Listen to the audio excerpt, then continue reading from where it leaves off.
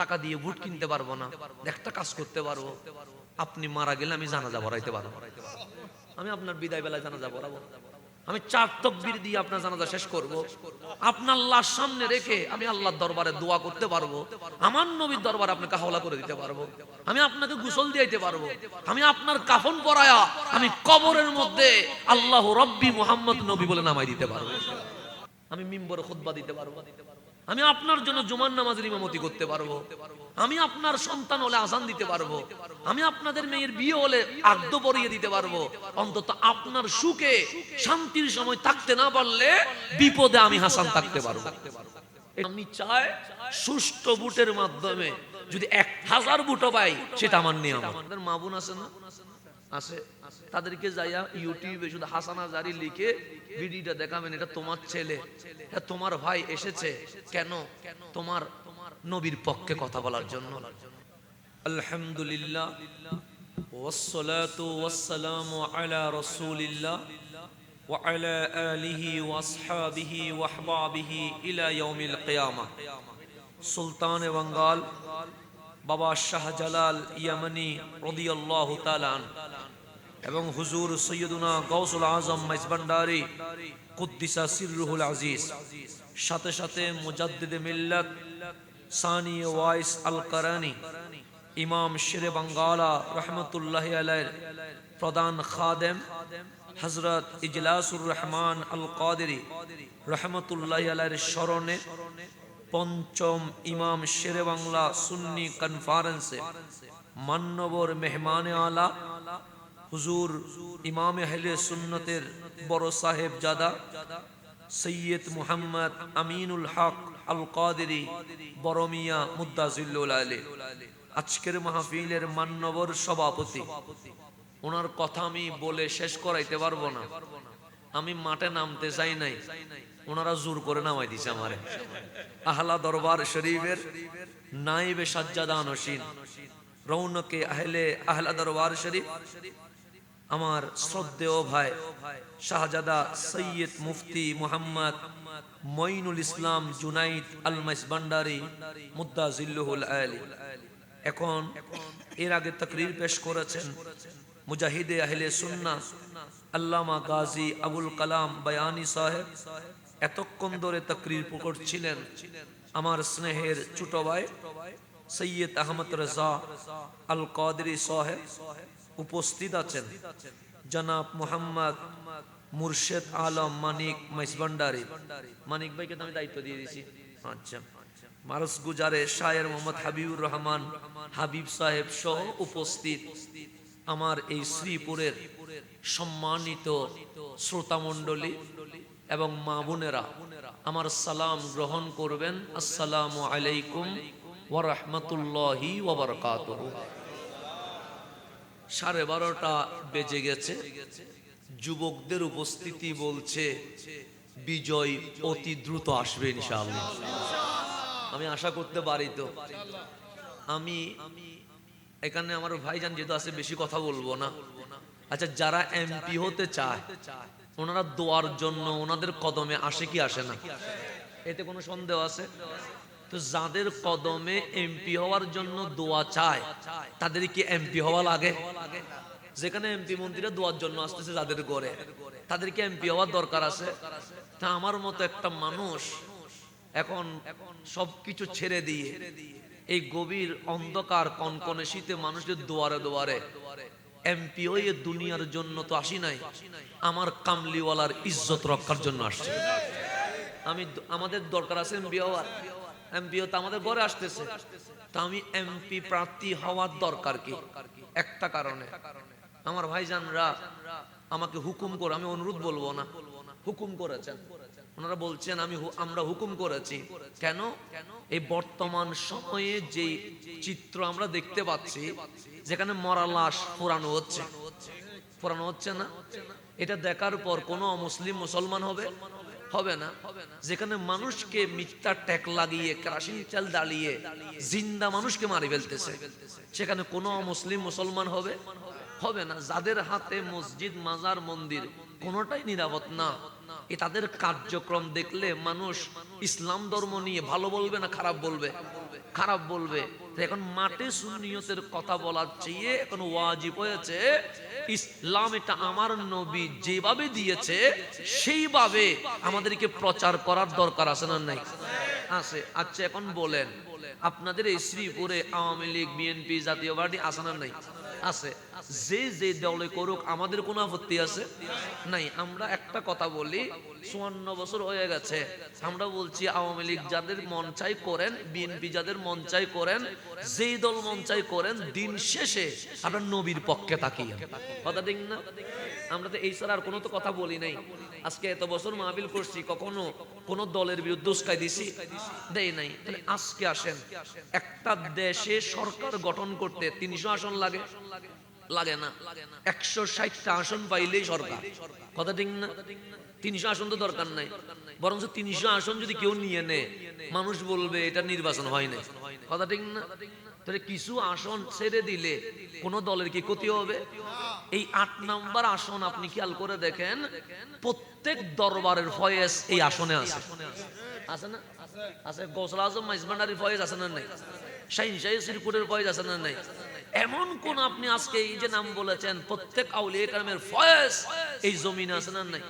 আছে। তাহলে এই জমিনটা যদি আহলে সুন্নাত ওয়াল জামাতের একটা গোলামকে দেওয়া হয়, কোন দলের কি ক্ষতি হবে? ক্ষতি তো হবে না। সেই জন্য আমি আপনাদের প্রতি অনুরোধ করব, দল যার যার যেটা করেন আমাদের কোনো আপত্তি নাই, কিন্তু 8 আসনে যখন আপনাদের ছেলে মুফতি ওসি রহমান আল কাদেরীর ছেলে হাসান আজহারী যখন নেমে গেছে, দল বড় কথা নয়, এই ব্যক্তিটারে সংসদে পৌঁছানো বড় কথা। এটা আপনারা বিশ্বাস করেন তো? আমার হাত কি দুর্নীতি করবে না? পাপ করবে? জুলুম করবে? অত্যাচার করবে? তো যদি এই হাত অত্যাচার জুলুম না করে, তাহলে আমি আপনাদের কাছে অনুরোধ করব না, আমার ভাই যেরকম হুকুম করছে আমি তো আপনাদের কাছে অধিকার চাইবো। আমার অধিকার আছে আপনাদের কাছে এটা বলার, দল যেটা করবেন করেন, এই আসনটা আহলে সুন্নাত ওয়াল জামাতকে দিয়ে দেন। আর কোন ঝামেলা আছে নাই? আমি আর যুবকদেরকে বলবো, আর মুরব্বী হল ওনার বাবার আছে, ফুয়ার কি হইব? ফুয়ার তার কিছু হইবে না। তাহে ফুয়াই যদি 200 করে বাবা মাপ গই নদে, তাই আজ আমি ফুয়াই এর ওনার আশাসি দিই। আর যুবক যাদের জন্য মাহফিল, এটা আমার স্বপ্ন না, আমার ভাই জানরা জানে আমি মাহফিল মানুষের একটা এইম ইন লাইফ থাকে যে আমার ভবিষ্যৎ কি হব, আমি এটা মাহফিল করা এটা আমার স্বপ্ন নয়। কিন্তু এই তরুণ প্রজন্ম যারা আজকে এখানে দাঁড়িয়ে আছে, আমি তাদের জন্য মাহফিলে নেমেছি। যখন এই গেমস, এই অনলাইন তথ্য প্রযুক্তিতে অশ্লীলতা বেহায়া বনায় এই নওজওয়ান যুবকগুলো তাদের জীবনকে শেষ করে দিচ্ছে, এটা তো তাদের জীবনটা দিয়েছে কে? আল্লাহ। এটাকে অপচয় করার জন্য দিয়েছে না মানুষের খেদমত করার জন্য দিয়েছে? এই যুবকগুলোর দিকে তাকায়া তাদের বুকে নবী প্রেম দেওয়ার জন্য আমি মাহফিলের মাঠে নেমেছি। আমার কোনো অন্য কোনো মকসদ নাই। আমি ব্যবসা করার নিয়ত ছিল আমার, কিন্তু আমি সবকিছু ছেড়ে দিয়ে আমি তাদের জন্য নেমেছি। আমি মাহফিল করলে আমাকে মানুষ হাদিয়া দিয়েছে, এখানে অস্বীকার করার কোনো সুযোগ নাই। এই হাদিয়া দিয়ে আমি বিল্ডিং করি নাই। আমি চাইলে 6 বছরের টাকা দিয়ে বিল্ডিং করতে পারতাম 2-3টা, করি নাই। কি করছেন? বন্যা হলে সেখানে এই যুবকগুলার স্বেচ্ছাসেবক নিয়ে আপনাদের দেওয়া টাকা মানুষের কাছে বিতরণ করেছি, করি নাই? আগুন ধরছে সেখানে ফ্রি মেডিসিন দিয়েছি, করি নাই? করছি। করোনা ভাইরাসে যখন মারা গেছে তখন আমাদের নিজে আপনাদের দেওয়া টাকা কাফন হিসেবে, অক্সিজেন হিসেবে মানুষকে কি করেছি? ব্যয় করেছি। আজকেও আমার ব্যাংক ব্যালেন্স মুক্ত, আপনি গিয়ে দেখবেন 3 লাখ টাকার বেশি কোনো টাকায় আমার হাতে নাই। আপনাদের দেওয়া টাকা দিয়ে বেঈমানি করি নাই, নিজের বিলাসিতা করি নাই। আপনাদের টাকা আমার নবীর শেখানো মানুষের খেদমতে খরচ করে দিয়েছে। তাহলে আমি আপনাদের দুঃখে ছিলাম কি ছিলাম না? শ্রেণীতে পানি উঠুক আমি সেখানে গেছি, সিলেটে বন্যা হোক আমি সেখানে গেছি, বিএম ডিপোতে আগুন ধরুক আমি সেখানে গেছি। এটা আমার নবীর শিক্ষা। আমি দেখি নাই কোন ধর্ম, সে কোন ধর্মে বিশ্বাসী, আমি দেখেছি তার ঘরে খাবার আছে কিনা, নাই আমরা পৌঁছাইছি। এটা আমাদেরকে তরিকত শিক্ষা দিয়েছে, আমার ভাইরা শিক্ষা দিয়েছে, ওনারা শিখিয়েছে। এই দরবারগুলো আমরা জানালাও খুলে দিয়েছি, দরজাও খুলে দিয়েছি। নাস্তিকও যদি আসতে চায় আমরা মেহমানদারি করতে রাজি আছি। ওনাদের থেকে আমরা শিখেছি। কারণ আপনাদের ভাই আপনাদের কাছে আসছে, আপনাদের ভাইকে নিয়ে আপনাদের কোনো আপত্তি আছে? আছে। তাহলে এইবারের জন্য এই ৮ আসনটাতে দলমত সবগুলো বাদ দিয়ে আমি কি কারো বিপক্ষে দাঁড়াইছি? না, আমি কারো বিপক্ষে দাঁড়াই নাই। আমি দাঁড়াইছি আমার নবীর পক্ষে, আমি দাঁড়াইছি আল্লাহ এবং হাবিবুল্লাহর পক্ষে। এই যুবকগুলো যদি বলে হুজুর আমরা এই যে ভোট কেন্দ্র দখল করতে দিব না, দখল করতে পারবে? ওরা যদি বলে হুজুর আমরা এখানে সোরা ভোট হইতে দিব না, করতে পারবে? পারবে না। আমি চাই সুষ্ঠু ভোটের মাধ্যমে যদি ১,০০০ ভোটও পাই সেটা আমার নিয়ম। আমি এটা ওইটা বলবো না যে আপনি কেন্দ্র দখল করে ফেলেন, এটা আমাদের শিষ্টাচার না। আমরা চাই এই তরুণরাই পাহারা দিবে, তোমরাই পাহারা দিতে হবে। তোমরাই তোমার ভাইকে একবার নির্বাচিত করে দেখো, যদি আমার ওয়াদ আমি রক্ষা করতে না পারি, তোমাদের দায়িত্ব দিলাম যে গলায় ফুলের মালা দিয়েছো সেই গলায় জুতার মালাও ভরাইতে পারবা ইনশাআল্লাহ। আমি বলে দিচ্ছি, আপনাদের আমাদের মা বোন আছে না, আছে, তাদেরকে যাইয়া ইউটিউবে শুধু হাসানা জারি লিখে ভিডিওটা দেখাবেন, এটা তোমার ছেলে, এটা তোমার ভাই এসেছে কেন? তোমার নবীর পক্ষে কথা বলার জন্য। আমি আপনাদের কাছে একটা কথা বলে যাই, আমি আপনাকে কিছু দিতে পারবো না, যেটা সত্য কথা। টাকা দিয়ে ভোট কিনতে পারবো না, একটা কাজ করতে পারবো, আপনি মারা গেলে আমি জানাজা পড়াইতে পারবো। আমি আপনার বিদায় বেলায় জানাজা পড়াবো, আমি ৪ তাকবীর দিয়ে আপনার জানাজা শেষ করব। আপনার লাশ সামনে রেখে আমি আল্লাহর দরবারে দোয়া করতে পারবো, আমার নবীর দরবারে আপনাকে হাওলা করে দিতে পারবো, আমি আপনাকে গোসল দিয়ে দিতে পারবো, আমি আপনার কাফন পরায়া আমি কবরের মধ্যে আল্লাহ রব্বি মুহাম্মদ নবী বলে নামাই দিতে পারবো। এটা অন্য কেউ পারবে? আমি মিম্বরে খুতবা দিতে পারবো, আমি আপনার জন্য জুমার নামাজের ইমামতি করতে পারবো, আমি আপনার সন্তান হলে আজান দিতে পারবো, আমি আপনাদের মেয়ের বিয়ে হলে আদ্য পরিয়ে দিতে পারবো। অন্তত আপনার সুখে শান্তির সময় থাকতে না পারলে বিপদে আমি হাসান থাকতে পারবো, এটুকু আমি ওয়াদা করতে পারবো। সুখে থাকবো না, শান্তির সময় থাকবো না, কিন্তু দুঃখে থাকবো। আপনার মেয়ের বিয়েতে আসতে না পারলে আড্ডা আসতে পারবো, আপনার মেজবানে খাবারের টাইম আসতে না পারলে জানাজায় আসতে পারবো, আমি ওয়াদা দিয়ে গেলাম। এখন আপনারা যদি মনে করেন আপনাদের ছেলে আপনাদের ভাই এই হাসান আজহারীকে ভোট দিলে উনি অন্যায় করবে না, ইনসাফ করবে, ন্যায় করবে, আমার ভিন্ন ধর্মাবলম্বী অনেকে আছেন না, নাই আছে, ওনাদেরকেও বলবেন উনি মাজারের পক্ষের লোক। যারা মাজারের পক্ষের লোক ওরা বাঙ্গা সিস্টেম করে না, ওরা আন্তরিকতা ভালোবাসা কি করে দেয়, জড়িয়ে দেয়। এখন আমি আপনাদের কাছে দোয়া চাইতে আসছি, দোয়া করবেন তো? আমি দোয়া করবেন আমার জন্য, আমি আপনাদের ভাই, আমি কোনো বিরোধ চাই না, যেই দলেই করেন আমার কোনো আপত্তি নাই। আপনাদের ৮ আসনে আমার বাবা আমাদেরকে বড় আদর করে মানুষ করেছে, এইটা রিক্সের নোংরামি জায়গা, এখানে কোনো বাবা তার ছেলেকে দিতে চাইবে না। কিন্তু আমার বাবাকে যখন আমার ভাইরা ধরছেন যে ছেলেকে দিয়ে দেন, আমার বাবা বলছে আমার নবীর ইজ্জতের জন্য আমি আমার ফোলাটাকে কুরবানি করে দিয়ে দিয়েছি।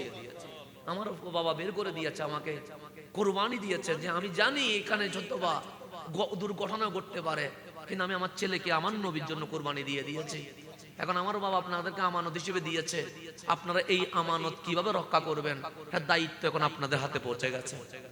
আমি আপনাদের কাছে দোয়ার ভিক্ষা চাই, আপনাদের ছেলে, আমি এই অঞ্চলে বড় হয়েছি, পাঁচলাশ বাইজিতে আমার বড় হওয়া, চাঁদগাঁও বোয়ালখালীতে আমার মাহফিল করা, আপনাদের মাটির সাথে আমার পরিচয় আছে, আপনাদের বক্কের সাথে আমার পরিচয় আছে, সুতরাং আমার অধিকার আছে আপনাদের কাছে চাওয়ার, আছে না নাই?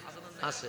তবে আমার ভাইরা যে আন্তরিকতা দিন আহলা দরবারে দেখিয়েছে, আমি আজীবন চিরুনি থাকবে। এটা তো আজকে সম্পর্ক না, এটা তো আগের সম্পর্ক। আমি যখন মাঠে নামছি তখন আমার ভাই নিচ থেকে কল করতো, আমি জীবনে কল করি নাই, এটা সত্য কথা। আমি এখানে এত বেশি নম্রতা দেখাবো না, যেটা ভালো সেটা বলবো। নিচ থেকে কল করতো, আমার বিপদের মুহূর্তে বলতো ভাই কিছু লাগলে আমারে বলি, আর আমি আছি। তা আমি আজকেও এই সময়ে এসে আমার জন্য না, সংসদে নবীর পক্ষে কথা বললে গজব আসবে না রহমত আসবে? রহমত আসলে বাংলাদেশ শান্তি থাকবে না অশান্তি থাকবে? শান্তি থাকবে। তো একটা দুইটা মানুষকে নবীর পক্ষে কথা বলার জন্য ফিট করতে হবে না? এটা তো শুধু আপনাদের দায়িত্ব না, এটা তো সকল দলের দায়িত্ব। তো আল্লাহ যেন সবাইকে বুঝার তৌফিক নসিব করে।